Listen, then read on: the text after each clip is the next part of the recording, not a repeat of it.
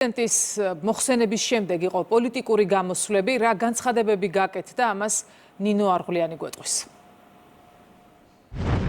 პრეზიდენტის სიტყვის შემდეგ მოვისმინეთ პოლიტიკური განცხადებები. პირველი ტრიბუნასთან ოპოზიციური ფრაქციების წარმომადგენლები ავიდნენ და შეგვიძლია ვთქვათ, რომ ოპოზიციის განცხადებები დღეს საპარლამენტო ტრიბუნიდან შეგვიძლია ორ ნაწილად გავყოთ. ნაწილმა მათმა უფრო კონკრეტულად კი ხალხის ძალამ და ევროპელმა სოციალისტებმა ისაუბრეს იმის თაობაზე, თუ რამდენად მნიშვნელოვანი როლი ჰქონდა მიხეილ ყაველაშვილს საქართველოში შენარჩუნებულ მშვიდობაში, რადგან ხაზი გაუსვეს, რომ ის ერთ-ერთი პირველი იყო, ვინც ღიად პოლიტიკური კულუარები სააშკარაოზე გამოიტანა და პირველი იყო, ვინც ღიად ისაუბრა, რომ საქართველოს რუსეთ-უკრაინის ომის პარალელურად ევრობიუროკრატებს საქართველოს ომში ჩართვა უნდოდათ. გარდა ამისა, მათ ხაზი გაუსვეს იმასაც, რომ ევრობიუროკრატები, რომლებიც ჩვენ ქვეყანას ეროვნული პოლიტიკის გამო აკრიტიკებდნენ, ახლა რუსეთთან დიალოგზე თავად საუბრობდნენ. რაც შეეხება გიორგი გახარიას პარტიას, დღეს მათ საპარლამენტო ტრიბუნიდან მიხეილ ყაველაშვილს საქართველოს პრეზიდენტს მათი ინიციატივის ამნისტიის მხარდაჭერას თხოვეს და აღნიშნეს, რომ აუცილებელია 2024-25 წლებში ქუჩის პროტესტისას დაკავებულები გათავისუფლდნენ და ასევე ჯარიმები ჩამოეწეროთ ამავე პერიოდში დაჯარიმებულ მოქალაქეებს. პრეზიდენტი მიხეილ ყაველაშვილი იყო ის წინახაზელი, რომელიც აღუდგა საქართველოს ომში ჩართვის ინტენსიურ პოლიტიკას. ყველას გახსოვთ ალბათ, როცა პოლიტიკა მთლიანად კულისებში ჩაიკეტა და საჯარო პოლიტიკა აცდა რეალობას. სანქციები, რა თქმა უნდა, ესაც იყო გზა ომისაკენ, დესტრუქციისაკენ. გახსოვთ ალბათ არაერთი რეზოლუცია და ასევე გახსოვთ, როცა მებრძოლების გაგზავნას სთხოვდნენ საქართველოს ხელისუფლებას და უფრო მეტიც იარაღის გაგზავნას უკვეთავდნენ საქართველოს და წარმოიდგინეთ, რომ იარაღი გაუგზავნა, რა თქმა უნდა, ეს იქნებოდა მყისიერი სამხედრო დარტყმა საქართველოზე რუსეთის მხრიდან. ამაში იყო ჩართული NGO სექტორი. აი ამ საყოველთაო სიგიჟეში გვიწევდა მაშინ ცხოვრება. გახსოვთ ალბათ, ყველაფერს რუსულს არქვევდნენ და ბოლოს მივედით სადამდე, რომ საქართველოს შეინარჩუნა მშვიდობა, მაგრამ თურმე ევროპა რუსეთთან აპირებს ერთად უსაფრთხოების არქიტექტურის შექმნას და როცა ჩვენთან გამჭვირვალობაც, სუვერენიტეტზე ზრუნვაც, მშვიდობას ზრუნვაც ყოფილა რუსული. რა თქმა უნდა, ჩვენ მხოლოდ მარტო ვერ შევძლებდით ამას, რომ ხელისუფლება სწორი პოლიტიკა არ განეხორციელებინა. ყველაფერი უნდა გავაკეთოთ იმისათვის, რომ როცა ევროკავშირი იქნება თავად მზად ახალი წევრების მიღებისთვის, ჩვენი ქვეყანა იყოს ყველაზე მომზადებული კანდიდატი სახელმწიფო ამისათვის, თუმცა ყველამ უნდა იცოდეს, რომ საქართველოს ევროკავშირის წევრი გახდება მხოლოდ საქართველოს სახელმწიფო ეროვნული ინტერესების, მხოლოდ ქართული ხალხის ინტერესების სრული დაცვით. ჩვენი მტრების, ჩვენი ქვეყნის საშინაო საგარეო მტრების სამიზნე არ მხოლოდ მშვიდობა, არამედ სტაბილურობაა ჩვენს ქვეყანაში და ალბათ სწორედ ამიტომაც არ იყო შემთხვევითი, რომ 4 ოქტომბერს სწორედ პრეზიდენტის ინსტიტუტი იქნა პრეზიდენტის ადმინისტრაცია შერჩეული თავდასხმის ობიექტად იმისათვის, რომ ვინმეს მერე გამოეცხადებინა ვადაგასული პრეზიდენტი საქართველოს პრეზიდენტად. თქვენი მთავარი რეალური უფლებიდან გამომდინარე გქონდათ შესაძლებლობა ის ახალგაზრდები და სტუდენტები სახლში გაგეშვათ, მაგრამ თქვენ ეს არ გააკეთეთ და ეს ჰუმანური აქტიც პოლიტიკურ ინსტრუმენტად აქციეთ. თუ თქვენ გსურთ პოლიტიკური სტაბილურობა და გსურთ პრეზიდენტის სტატუსის მოპოვება, ძალიან მალე რამოდენიმე დღეში ჩვენი საპარლამენტო გუნდი საქართველოს პარლამენტში წარმოადგენს კანონ პროექტს ამნისტიის შესახებ, რომელიც შეეხება 2024 წლის ნოემბრის თვიდან დაწყებული 2025 წლის სექტემბრისთვის ჩათვლით დაზარალებულ ადამიანებს. მოგმართავთ გაანთავისუფლოთ უსამართლოდ დაკავებული ახალგაზრდები. ოპოზიციის შემდეგ ტრიბუნა უმრავლესობის ლიდერმა დაიკავა, რომელმაც საუბარი დაიწყო იმასთან დაკავშირებით, რომ მაშინ, როდესაც არავინ იცის, როგორ განვითარდება მსოფლიოში მოვლენები, პატარა საქართველოს მართებს მეტისხი ფხიზლე, რათა ჩვენი ქვეყანა საკუთარი ინტერესებისთვის არავინ გამოიყენოს. გარდა ამისა, ირაკლი კირცხალიამ შიდა და გარე საფრთხეებზე ვრცლად ისაუბრა და ასევე აღნიშნა, რომ მიხეილ ყაველაშვილის არჩევით ხალხმა პრეზიდენტის ინსტიტუტი დაიბრუნა, რადგან წარსული გამოცდილებით საზოგადოებას ახსოვს, რომ პრეზიდენტები სწორედ ქვეყნის გარედან იმართებოდნენ. დღესვე მიხეილ ყაველაშვილს უმრავლესობის სახელით უმრავლესობის ლიდერმა ეროვნული პოლიტიკისთვის მადლობა გადაუხადა.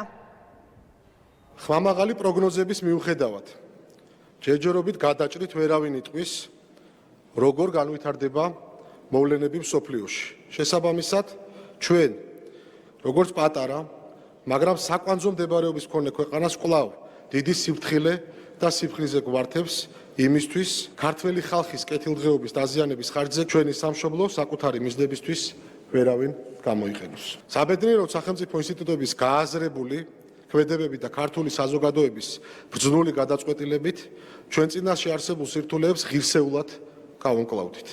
დავიცავით ჩვენი ქვეყნის დამოუკიდებლობა და კიდევ უფრო გავამყარეთ სუვერენიტეტი. წინა წლებისგან განსხვავებით, როდესაც საქართველოს პრეზიდენტი სამწუხაროდ არა ქართულ, არამედ უცხო ძალების ინტერესებს ემსახურებოდა, დღეს ჩვენი სახელმწიფოს მეთაური ქართული საზოგადოების მოკავშირეა. საბედნიეროდ ჩვენმა საზოგადოებამ პრეზიდენტის ინსტიტუტი დაიბრუნა, რაც პირველ რიგში იმ უფლებამოსილების ღირსეულად განხორციელებაში ვლინდება, რომლებიც მას საქართველოს კონსტიტუციით აქვს მინიჭებული. ამ ყველაფერს კი დღეს მიხეილ ყაველაშვილი განასახიერებს. სახელმწიფოებრივი დამოუკიდებლობის აღდგენის შემდგომ 35 წლიან პერიოდში შეგვიძლია გავიხსენოთ შემთხვევები, როდესაც პრეზიდენტები არა ჩვენი სახელმწიფოს, არამედ გარე ძალების ინტერესებს ემსახურებოდნენ. არაფრად აგდებდნენ საქართველოს კონსტიტუციას, შესაბამის კანონმდებლობას საკუთარ თავზე ირგებდნენ. 2024 წლის ბოლოდან კი ეს მავნე პრაქტიკა წარსულს ერთხელ და სამუდამოდ ჩაბარდა.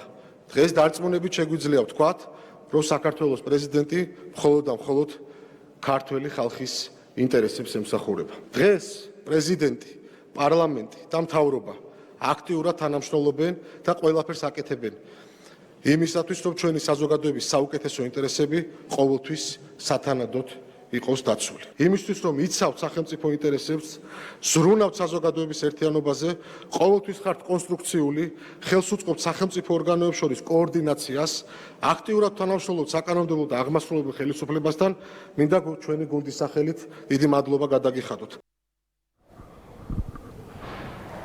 უმრავლესობის ლიდერმა დღესვე საპარლამენტო ტრიბუნიდან უპასუხა გიორგი გახარიას თანაგუნდელებს, რომლებიც საპროტესტო აქციებთან დაკავშირებით საუბრობდნენ. ირაკლი კირცხალია მათ სწორედ მათი ლიდერის გიორგი გახარიას მიერ მიღებული მძიმე გაბრძანებების შეახსენა 20 ივნისის მოვლენებთან დაკავშირებით. როგორი საცოდავი სანახაობაც იყო თქვენი აქ შემოპარვა ერთი წლის თავზე ამ შენობაში და ამ დარბაზში. ასეთივე საცოდაობა არის იმის ყურებად, თითოეული თქვენი გამოსვლის ყურება და იმ სიცრუეზე, პროპაგანდაზე, აწყობილი და იმ მესიჯებზე, რომელი მესიჯებიც მოგდით თქვენი პატრონებიდან, ამათი ესე უტიფრად გახმოვანება. კარგად უნდა გახსოვდეთ, რომ რა სცენარის ნაწილი იყავით. როგორ გიტრიალდებათ ენა, როდესაც გახარიოს გუნდს წარმოადგენთ? ამ მატყუარას, ამ შეშარაკაცის გუნდს წარმოადგენთ. როგორ გიტრიალდებათ ამ ყველაფერზე ენა, როდესაც მისი ბრძანებით ვნახეთ რა მოხდა აქ 20 ივნისის დროს და სტრასბურგის გადაწყვეტილებას მაინც გაეცანით, ხო? და საქმე მიმდინარეობს. თუ ვინმეს ვარი და რამეს ვარი უთხრა ჩვენმა საზოგადოებამ, ეს არის თქვენ და თქვენაირები. პრეზიდენტის ანგარიშის დასრულების შემდეგ უკვე მოვისმინეთ პოლიტიკური შეფასებებიც სესიის ხდომის დასრულების შემდეგ მმართველი პარტიის წევრებისგან. მმართველი პარტია ამბობს, რომ პრეზიდენტის სიტყვაში მკაფიო იყო, რომ სწორედ პრეზიდენტი აღმასრულებელი და საკანონმდებლო ხელისუფლება მომავალშიც აპირებს დაიცვას ქვეყნის სუვერენიტეტი და ასევე იმოქმედოს ეროვნული პოლიტიკით. მნიშვნელოვანი და საინტერესო გამოსვლა ჰქონდა დღეს საქართველოს პრეზიდენტს მიხეილ ყაველაშვილს.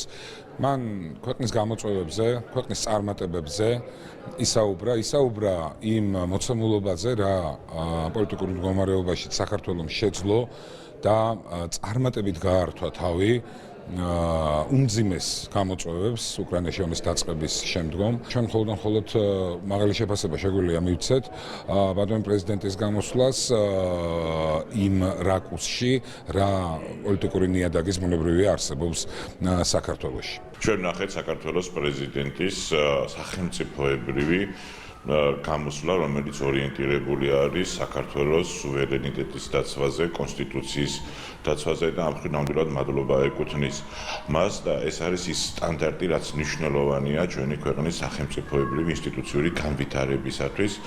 ამიტომ ჩვენი საზოგადოებისთვის დარწმუნებული ვარ, საინტერესო იყო ის აქცენტები, რომელიც პრეზიდენტის გამოსვლაში იყო დასმული და რაც სწორედაც ჩვენი ქვეყნის ეროვნული ინტერესების შესაბამისობაშია. სახელმწიფოებრივი მოხსენება, როგორც მოისმინეთ, მმართველი პარტია პრეზიდენტის სიტყვას სწორედ ასე აფასებს. მადლობა ნინო არღულიანს.